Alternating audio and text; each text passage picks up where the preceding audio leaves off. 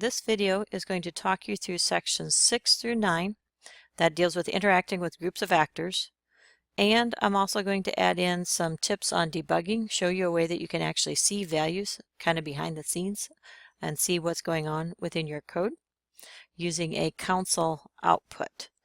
We will come back to this window to summarize when we are done. We're going to jump to the code now and see what part of the code is going to help us do this. In this particular video, they're going to actually try to talk us through, or not, we're going to look at how can I interact with not just one object, but multiple objects on the screen. Right now, you can see that I'm changing the individual leaves with a change image command, and it changes it to a maple leaf. And I can do that individually, as you saw, but it would be much more efficient if I could go in and change all of them all at once. And so we're going to look at how do I get every single object on the screen all at once, and how do I interact with that. So the code that we're going to take a look at to start with is in our block class. The class that we're working with is the block class, and we're going to look at the check mouse click event. And if you look at your original code, they didn't have any code in here, and I've just typed in some of the code from the textbook that we are going to use. And what we are going to look at is we're going to look at accessing our world, and remember that I am in the block class. So if I look over here, I want to access items that are in the world, but I'm in the block class. So then I have to actually get the current world, which is this line of code. And then I'm going to get a list of leaves. Now this is something brand new that we've never talked with before. If you take a look at our previous code from the last video, the last lesson, we learned how to get a single leaf by casting an intersecting object of type leaf to a variable. But now I want to get a whole entire list. And so if you notice, there's this new keyword here. And we're going to talk a little bit about how you find those keywords and how do you get an access to some of the things that are in Java that maybe you don't, we're not sure how things work and how you can look things up. You have had some introduction to this with the Greenfoot class documentation. Your textbook asks you to look up the methods that allow you to get objects in a world. And that's one of the lines of code that we just used. But if I go to the Greenfoot API and I click over here on I got classes, my different classes, I click on the world class. And if I scroll down, there are two methods that allow me to get all the objects. Get objects and get objects at. So that's the first thing that your textbook has you do. And that's actually what I used right here is get objects. Now eventually they just tell you that you can use that method, but if you didn't know and you wanted to discover what other things you could do, you could always access this API and you start to look through the list of methods. Get width is one that we used for getting the size of the screen. There's a get height for the height of the screen, and we wanted this one, get objects, because we want to get all of the leaves. The second one is a getting objects at, which would be getting an object at a particular location. Notice also here that it's going to give us, this is the return type. If I take a look at this list right here, modifier and type. So this is the method and this is the return. So the act method has a void return. The get cell size has an int return. If I keep scrolling down now, get objects has a return type of list. And notice it says java.util.list. This is something beyond the scope of Greenfoot. It's in the full-blown Java API is what we call it. If I go to that, the Java library documentation, we're going to get this screen. The screen is at docs.oracle.com. If yours doesn't load correctly, you can always Google and just Google Java API, and it'll give you a link to Oracle.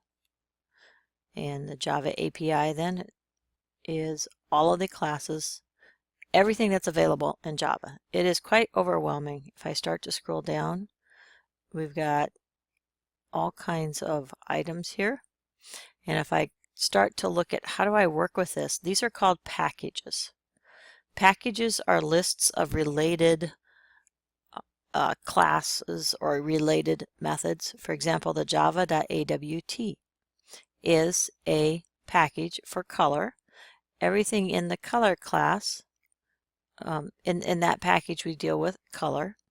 If I access it from over here, it's going to give me the same. I'm going to go Java AWT. I actually want to open up java.awt and I want to go down here to a specific class, the color class. This is what your textbook asks you to look at. And if I scroll down and look for in the color class, it asks how many constructors does the color class have. These are my fields, which are my instance fields. If I keep going, constructors right there. So in the color class, there are 1, 2, 3, 4, 5, 6, 7 different constructors. And then I start to look at what can I do with colors. These are your methods. So whenever you're working with classes, you have the constructors and then you have the individual methods. You can get color here, you can get green, you can get red, you can change it to a string. Those are all of the methods are accessible through the color class. We want to look at a particular class called the list class.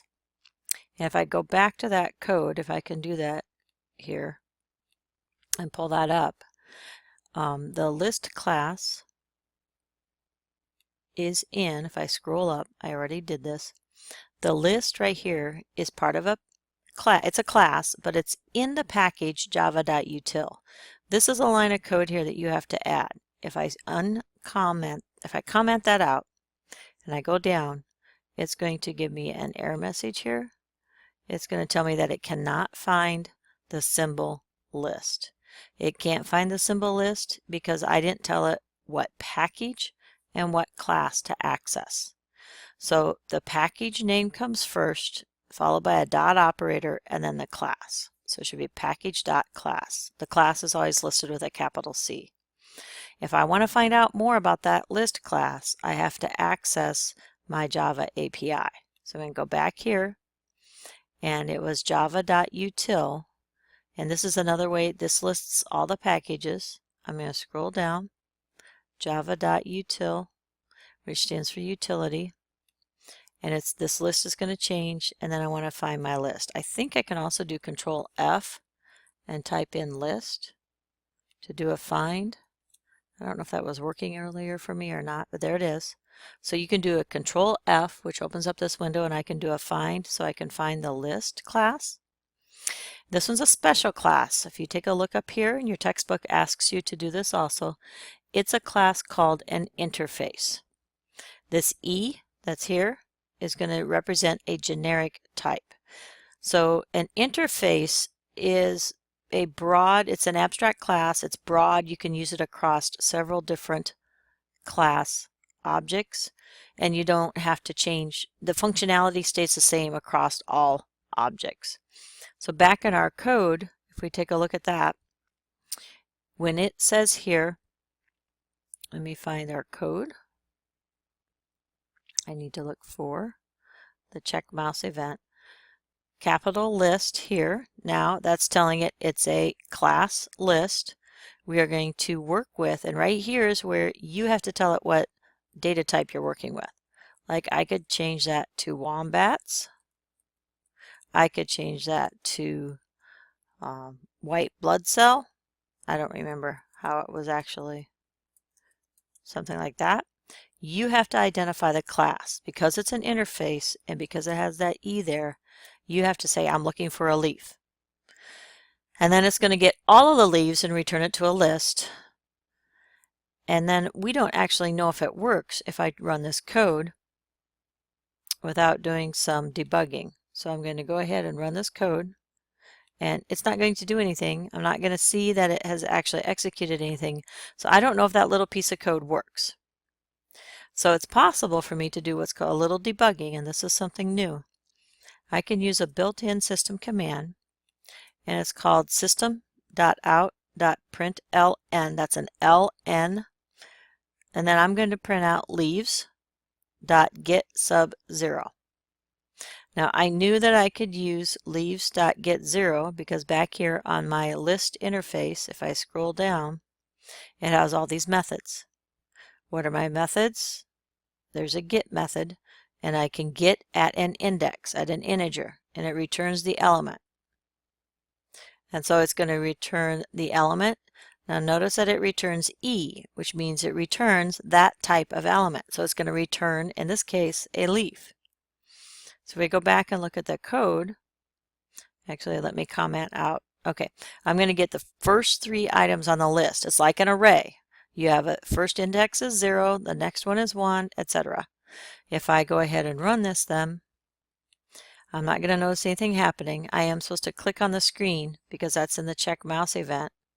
And again, you don't see anything here, but behind the scenes, it should be opening what is a terminal window or a little console. It's a terminal window, actually. I said console before, but it's like a console window.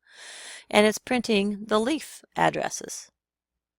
Now you don't recognize that at all, but if you notice, it's got the first, these 3 repeat, and it repeats again, and it repeats again. And it did that because I clicked 3 times. If I clear this out, and I come back here and I click, it's going to get those leaves. It's only getting the first 3. It's not getting all of, well, it is getting all of them, but I only told it to print the first 3. Okay? So if I click again, it's going to repeat that command. And so these are actually the memory addresses for where those leaves are stored in memory. That's the address. Because if you remember, the return type on interface was it's going to return a type of E, which in our case is a leaf. Because we told it in the code right here that we were going to work with a leaf. Now, that you can use this little system.out.println line to debug your code. The next thing we're going to look at in the next video is how then can you process all of those leaves. And we're going to use a loop in order to do that. But it's going to be a special type of loop. So to summarize, we go back to our slides. We just learned how to access, again, Greenfoot documentation and the Java documentation. We talked about packages. That's a group of related classes. So java.awt and java.util are related packages. Inside the packages are individual classes. We looked at the list class or the list type, and you need to add the import statement in order to use them. It's a special class called an interface, and it's because it allows for abstraction. So we can use the class with several different objects and we don't have to worry about all the details. Every list will have access to the same methods and actions, whether it's a list of leaves, wombats, crabs, or white cells. These actions, such as adding or removing an item from a list, are generic enough that they can apply to all lists. And so that's why it's what we call an interface. And so it's also what we call abstract. You can't actually create a list object, but you can create a list of leaves. You can create a list of wombats, but you can't create a list of lists. That's going to wrap up this video. In the next one, we'll show you how to use a special for loop in order to process every item on the list.